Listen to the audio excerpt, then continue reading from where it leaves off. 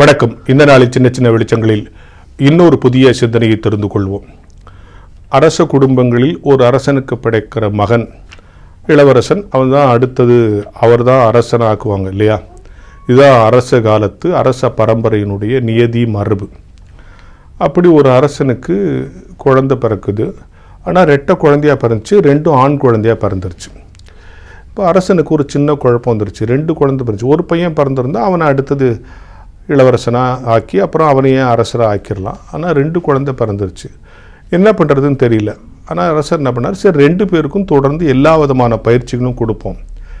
யார் சிறந்து விளங்குறாங்களோ அவங்கள ராஜாவாக்கிடலாம். இது ஒரு நல்ல முடிவு இல்லையா? அதனால் 2 பையனுக்கும் எல்லா பயிற்சியும் கொடுக்குறாங்க. ஆனால் 2 பேரும் ஒரே மாதிரி இதாக இருக்கிறான். ஒருத்தன் அதிக மார்க்கு, ஒருத்தன் கம்மி மார்க்கெலாம் இல்லை. எல்லாத்துலேயும் 2 பேரும் சமமாக இருக்கிறாங்க. எல்லா பயிற்சியிலும், அது குதிரை ஏற்றமாக இருந்தாலும் சரி, வில் வித்தையாக இருந்தாலும் சரி, வாழ் வித்தையாக இருந்தாலும் சரி, எல்லாத்துலேயும் 2 பேரும் சமமாக இருக்காங்க. எல்லா பயிற்சியும் முடிஞ்சிருச்சு.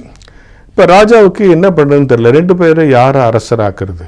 2 பேரும் எல்லா திறன்களிலும், எல்லா பயிற்சிகளிலும், எல்லா போர்க்கலைகளிலும் ஒரே அளவு திறன் பெற்றவர்களாக இருக்கிறார்கள். ஏற்றம் இறக்கம் இல்லை, இவன் உயர்வு இவன் தாழ்வு என்று இல்லை. இப்படி இது யார் அரசனாக்குறது? சரின்ட்டு 2 பேரையும் ஒரு ஞானிகிட்ட கூப்பிட்டு போய், ஐயா இந்த மாதிரி எனக்கு ரெட்டை பிள்ளை பிறந்துச்சு, 2 பேருக்கும் எல்லா பயிற்சியும் கொடுத்தேன், 2 பேரும் ஒரே மாதிரி இருக்கான், இவரெல்லாம் யாரை நான் அரசனாக்கணும்?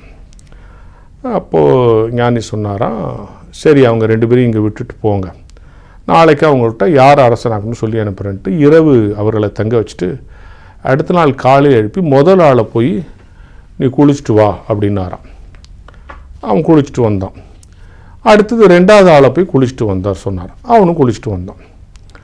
இவர் போய் பார்த்துட்டு வந்து முதல்ல குளிக்க போனவனை அரசராக்குங்கன்னு சொன்னாங்களாம். அவங்களும் அரசராக்கிட்டாங்களாம்.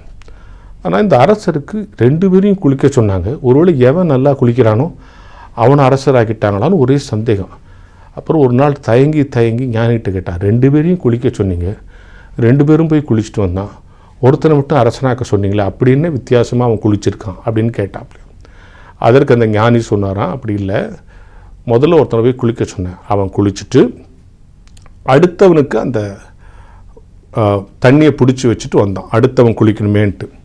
2வது போனவன் குளிச்சுட்டு நமக்கப்புறம் அவன் குளித்தா என்னன்னு சொல்லிட்டு அவன் பாட்டு தண்ணியை காலி பண்ணிட்டு வந்துட்டான். அடுத்து நமக்கப்புறம் இந்த சமூகம் நல்லா இருக்கணும்னு நினைக்கிறவன் தான் தலைமை பொறுப்புக்கு வரணும் அப்படின்னு சொல்லி முடித்தாராம். இது ஒரு சின்ன கதை.